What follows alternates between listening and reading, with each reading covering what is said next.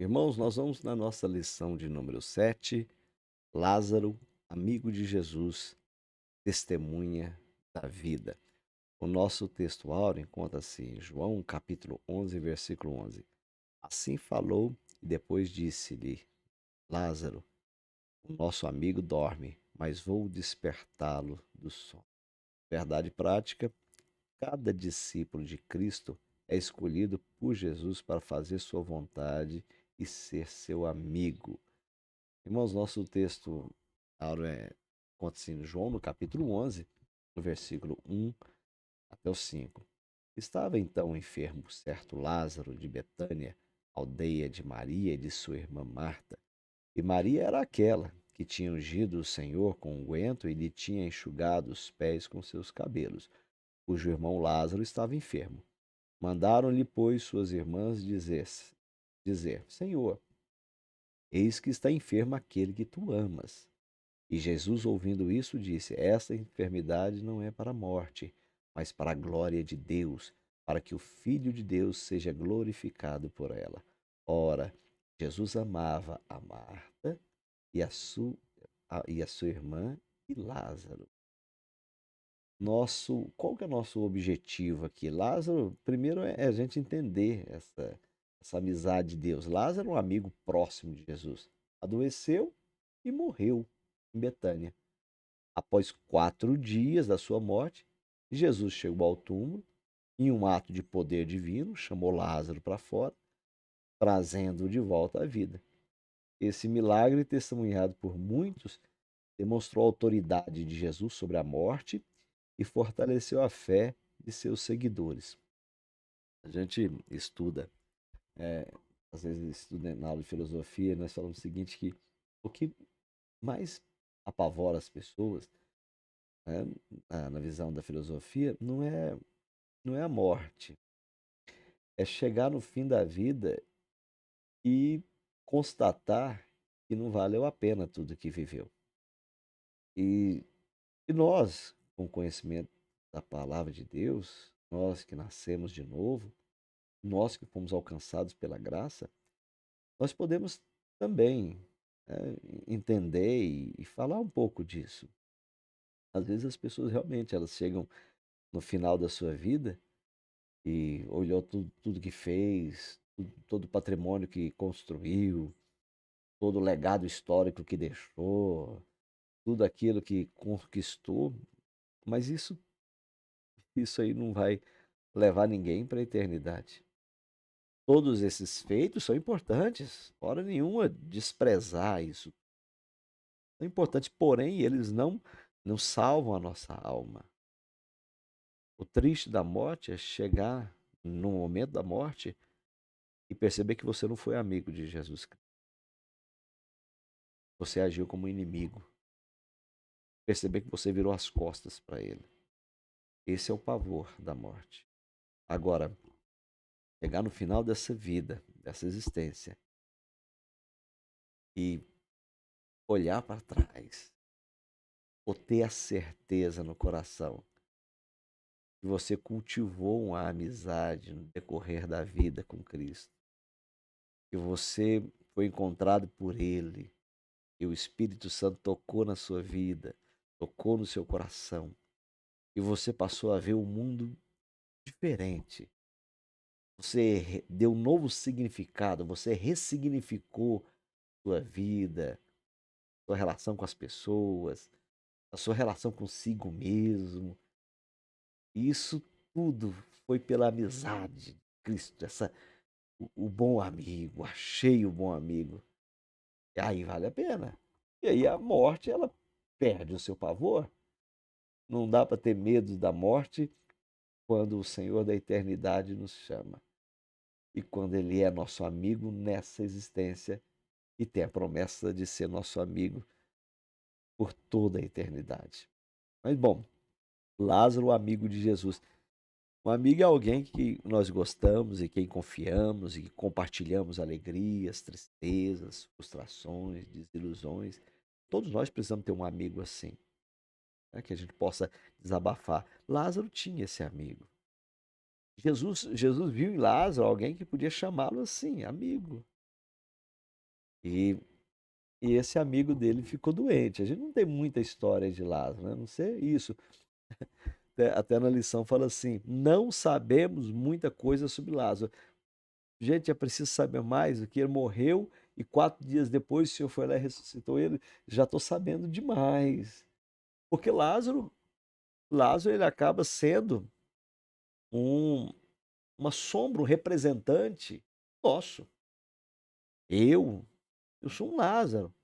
Estava morto nos meus delitos e pecados por longos, longos 4 dias de anos aí, né? Quanto tempo morto nos delitos, nos erros, nos pecados, nas falhas. E de repente eu escutei a voz do bom amigo dizendo: Francis, sai para fora. Passou, chega de morrer. Claro que isso é uma representação espiritual. Lázaro já era amigo de Cristo. Morreu, foi chamado. Mas, de certa forma, todos nós somos os Lázaros também, que somos chamados. Naquele dia, aqueles que morreram com o Senhor, aqueles que morreram no Senhor, aqueles que dormem no Senhor, né? Aqueles que dormem no Senhor serão chamados, vão primeiro. É isso quando a Bíblia, na carta de Paulo, quando ele nos orienta, olha, eu não quero que vocês sejam ignorantes, igual aqueles que não têm fé. Aqueles que dormiram no Senhor, no dia da volta de Jesus, eles vão primeiro. Então, esse chamado, todos nós vamos escutar esse chamado também, vem? Sai, sai desse espaço, desse momento, desse tempo que você está vivendo, chamado de morte, e vem para o seu amigo Jesus. Então, nós não sabemos muita coisa, mas sabemos o básico. Sabemos que ele morreu. E sabemos que depois de 4 dias, Jesus chamou ele da morte para a vida. Tem um fato interessante que aconteceu, que foi a escolha da melhor parte de uma das irmãs de Lázaro, né? Jesus foi visitar o seu amigo Lázaro, onde ele foi recebido por Marta. Ela então disse a Jesus, né, que sua irmã Maria não queria ajudá-la a preparar as refeições, nem servir as visitas, e ela estava cuidando de tudo sozinha, então ela foi reclamar. Jesus, né? Maria só fica aí nos seus pés, né, ouvindo a palavra, e eu estou trabalhando. Isso que Marta fazia, nós chamamos hoje de ativismo. É você se entupir, você se sobrecarregar de atividades. Psicologicamente, isso é uma fuga. Isso é uma fuga de encarar certas situações. Isso é. Para nós é muito perigoso. Na hora nenhuma nós queremos que as pessoas abandonem suas obrigações. Não incentivamos atos de irresponsabilidade. Nunca faremos isso. Mas Jesus nos dá uma aula aqui de moderação, de equilíbrio. Sabe, equilibra as coisas. Às vezes o Senhor abençoa a gente com um trabalho e aí a gente usa esse trabalho como desculpa de não escutar mais a palavra dele. Às vezes Deus nos abençoa com uma promoção no serviço e agora aquela promoção é o álibi que nós temos para não ir no culto mais, não cultuar o Senhor, não guardar o nosso dia de descanso no Senhor, descansar no Senhor. Então é muito perigoso nós transformarmos a bênção em maldição. Cuidado com isso. Marta estava ali. Eu tô cheio de atividades, ativismo. E a outra escutando sua palavra. Ela escolheu a melhor parte. Maria escolheu aprender os seus ensinamentos. E aí isso mostra para nós o perigo do excesso de atividades. Nós temos vivido isso na sociedade. A sociedade moderna, ela estão colocando as pessoas para se sobrecarregar de atividades. Sabe, o consumismo da sociedade hoje faz com que as pessoas, para você comprar todas essas coisas que a mídia derrama, vomita sobre nós, de todas as telas, sai jogando esse produto para você comprar, tem que trabalhar muito mesmo. Você tem que viver trabalhando para pagar a conta. Então, às vezes, nós estamos tão atarefados com as coisas desse mundo que deixamos a vida espiritual de lado. E nós devemos ter uma organização e empenho de Marta no serviço do Mestre, mas também cultivar um coração disponível como o de Maria. O que é isso? Equilíbrio. Equilibra as coisas.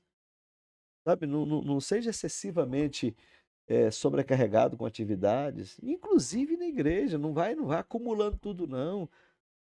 Não preocupa, se eu não fizer, ninguém. Ih, para com isso. Ah, pode parar com isso. Na seara do Senhor não funciona desse jeito. Se eu achar que eu sou alguma coisa, eu não vou fazer, vem outro e faz melhor que eu. Não tem isso, a obra do Senhor não vai parar. E às vezes a gente tem que parar de acumular atividades para a gente dar espaço para outros. Cada um tem seu talento. Irmãos, nós adoramos a Deus varrendo o pátio da igreja e se adora a Deus, arrumando os bancos da igreja. Tem milhares de atividades para serem feitas. Mas a gente às vezes só quer o púlpito, né? O púlpito parece como se fosse o único lugar onde nós podemos adorar a Deus. E não é bem assim. No nosso tópico 2 nós temos em quem crê verá a glória de Deus. Assim que viu a tristeza de Marta pela morte de Lázaro, que estava morto há 4 dias, Jesus falou para ela assim: se creres, verás a glória de Deus. Então ele removeu a pedra do túmulo de Lázaro. Aí mandou que removesse. Olha, ele mandou, você vai, retira a pedra. Enquanto todo mundo esperava ver para crer, Jesus ensinou o contrário. É preciso crer para ver. Então ele chegou e falou assim: se creres, verás. Não é veja e creia, não. Se creres, verás. Isso é importante para nós. A nossa fé, ela não é baseada na nossa visão, nas nossas percepções, nos nossos cálculos, nas nossas. eh, nós fazemos prognósticos. Não é isso. Simplesmente a gente crê. E crendo, eu sei que eu verei a glória de Deus. As irmãs de Lázaro elas ficaram apreensivas porque chamaram ele, chegaram e falaram assim: se o Senhor estivesse aqui, ele não teria morrido. Nós temos o hábito, e é um péssimo hábito, de tratar o Senhor como nosso amuleto. Isso tem que parar. Dentro daqueles que são filhos de Deus, o relacionamento entre pai e filho é muito interesseiro, é muito mesquinho da nossa parte ficar tratando desse jeito. Sabe, como se não, Deus está aqui, se está comigo, tudo se resolve. Não, para com isso. Até quando nós vamos ficar nesse alimento infantil desse jeito? Passou da hora de a gente perceber que a nossa relação é uma relação de pai e filho. Que os atritos que existem, que os conflitos que existem, é um processo de crescimento nosso com o Senhor, das broncas que vamos levar dele, das repreensões que vamos levar do Senhor. Tudo isso coopera para o nosso crescimento, para que a gente cresça na presença dele. É nesse processo da santificação.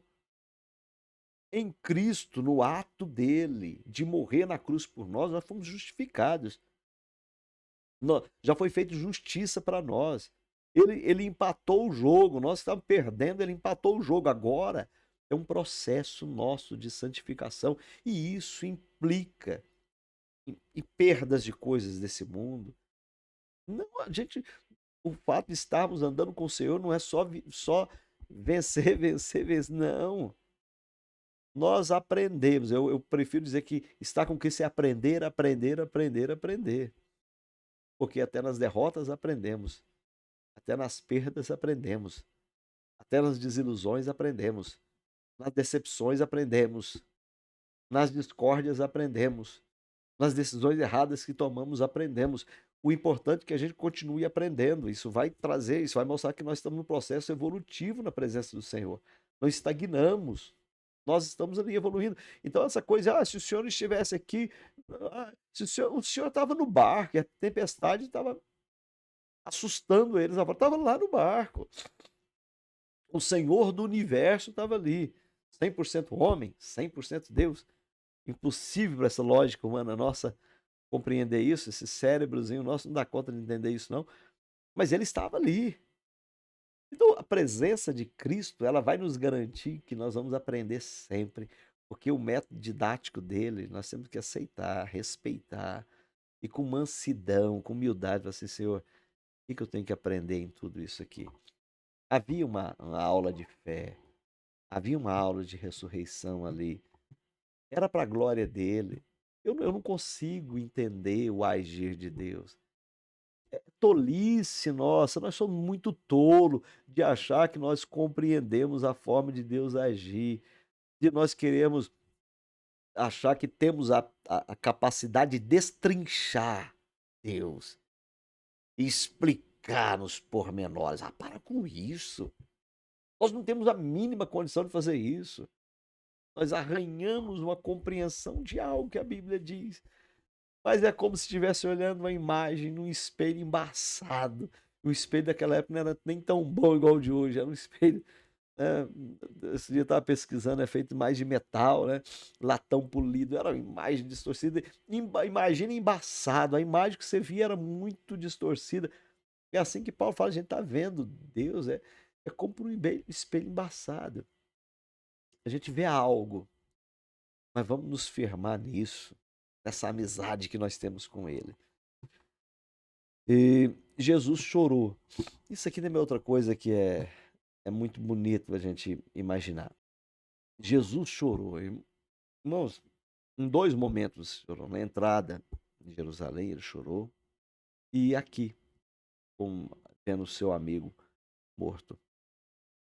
Por que Jesus chorou? Olha, quantas vezes a gente faz essa pergunta? Ora, ele é uma pessoa. Ele é uma pessoa.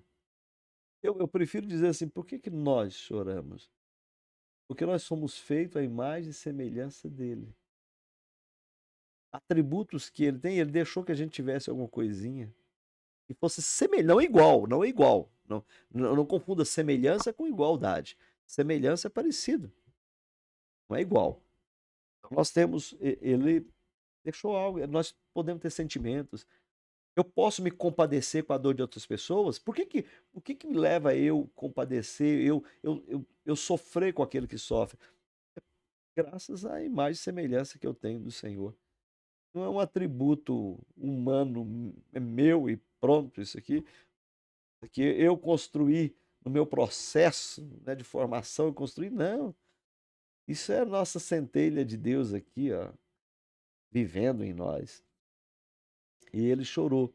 Isso mostra que Jesus se importa com o sofrimento humano, e mesmo que seja por consequência de rebeldia nossa, pelas consequências naturais da vida, pelo, pelo reflexo, né, em toda a natureza da queda, do que aconteceu, que tudo tem que ser refeito, renovado, restaurado.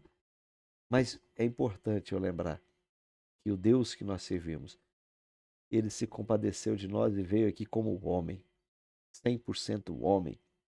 Ele transpirava, ele salivava.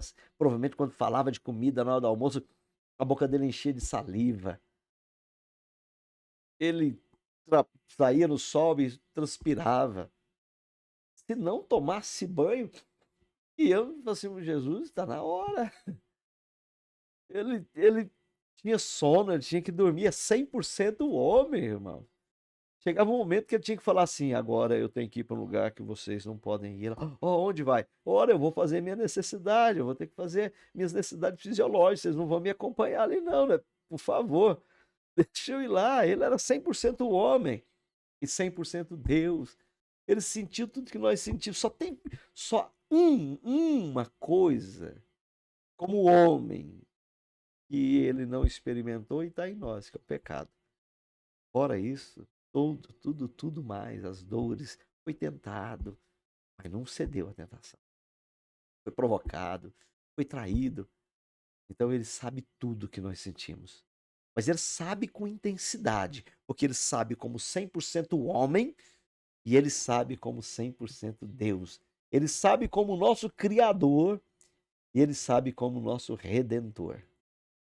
Aquele momento em que Jesus mandou remover a pedra, ele também fez uma virada no ministério de Cristo. Porque o milagre, as pessoas viram, então muitas pessoas passaram a crer. É, o milagre tem um objetivo. Às vezes a gente fica pedindo, clamando a Deus por um milagre na igreja. O milagre tem objetivo. Ele é um mecanismo dinâmico para a evangelização. Para a gente falar a palavra de Deus para a igreja, para o crescimento da igreja, ele é um mecanismo poderoso, poderoso. Mas pessoas que estão com Cristo só por causa do milagre, pode ser uma semente que caiu num terreno não muito profundo. E aí é o estudo da palavra de Deus que vai ter que cavar esse terreno. E a palavra de Deus, ela faz isso, ela ara o nosso coração, ela rasga o nosso coração, ela nos põe do avesso, ela revira o nosso solo de gente, para que a semente da palavra possa alcançar a profundidade em nós, e mudando todo o nosso ser. E a semente vai silenciosamente crescendo. Então, milagres são bons, acontecerem, reclamar para que eles aconteçam, orar para que eles aconteçam, que Deus dê esse dom para as pessoas, orar e impor as mãos e os milagres acontecerem, mas ai de nós, e depois que essas pessoas chegarem por conta de milagres, nós abandonarmos elas só a lembrança desse milagre. É necessário que a gente aprofunde no estudo da palavra de Deus, essa é a responsabilidade nossa. Ele entregou a semente, vai, se há uma coisa, fomos chamados para ser semeadores, então vai semear, vocês vão semear. Então joga essa semente, planta essa semente. Tem uns que plantam, tem uns que são semeadores, e tem uns que são para cuidar daquela semente, para regar aquela semente, para nutrir, para que o solo, para que aquilo possa crescer e gerar fruto. Então Lázaro, um milagre ali aconteceu, né? Um grandioso milagre. E foi um privilégio que as pessoas tiveram de ver aquele milagre. E, e também desencadeou uma fúria muito grande, porque agora os líderes religiosos falaram, não tem jeito, temos que matar esse homem, né? E o ódio deles, o que eu acho curioso é que o ódio, a raiva, a estratégia maligna deles, a maldade, a falta de justiça deles, enquanto eles pensavam que estava fazendo por si, defendendo uma ideia religiosa, um princípio religioso, na verdade estavam trabalhando para a obra de Deus, porque eles teriam que, para a obra de Deus, sim, para o cumprimento, que eu digo, do cumprimento da vontade de Deus. Não tem ninguém que escape, não tem ninguém que escape da soberania do Senhor. Então ele, o Deus que ressuscita mortos, que manda um defunto de 4 dias, morto já pútrefo, levantar, sair dali, né, e voltar à vida, é esse o Deus que nós servimos, e esses milagres eles sempre vão provocar um rebuliço na sociedade. Mas nós temos que estar preparados para poder conviver com as pessoas que virão para a igreja após os milagres das ressurreições de Lázaro que vão acontecer por aí. Nessa, nessa lição nós temos os dois pontos alicerces de cuidado com o Senhor. Nós temos a amizade do Senhor e o cuidado do Senhor. A amizade, que mostra que ele tem uma amizade conosco, que essa amizade deve ser cultivada. Amigo deve ser cultivado, irmão. Amizade deve ser cultivada. E tem o cuidado. Na necessidade desses amigos, tem a intercessão do Senhor. Quando alguém precisa, nós precisamos ter pessoas que clamem por nós. Mostra também o poder da intercessão. Olha como é poderosa a intercessão dessas mulheres. Falam assim: Jesus, vai lá. Às vezes precisa, nossos filhos precisam de nossa intercessão, de correr para Jesus, vai lá. Nosso amigo, nosso colega, nosso irmão, nosso pastor, nossos obreiros, talvez precisem da nossa intercessão. Jesus, vai lá, vai lá, cuida dele. O irmão que está muito tempo sem ir na igreja, o que está precisando é que a gente possa, Senhor, me manda lá. Porque às vezes tem coisas que nós vamos, um milagre, nós vamos pedir, Senhor, vai lá. Mas tem milagre que tem que ser assim, Senhor, me dê sabedoria e me manda para lá. Porque em alguns milagres é o Senhor que vai. Mas agora, nessa dispensação, é o Senhor que nos manda. Para que nós possamos levar o milagre da palavra dele. O milagre da palavra do Senhor. Que nós possamos ser esses milagres na presença do Senhor.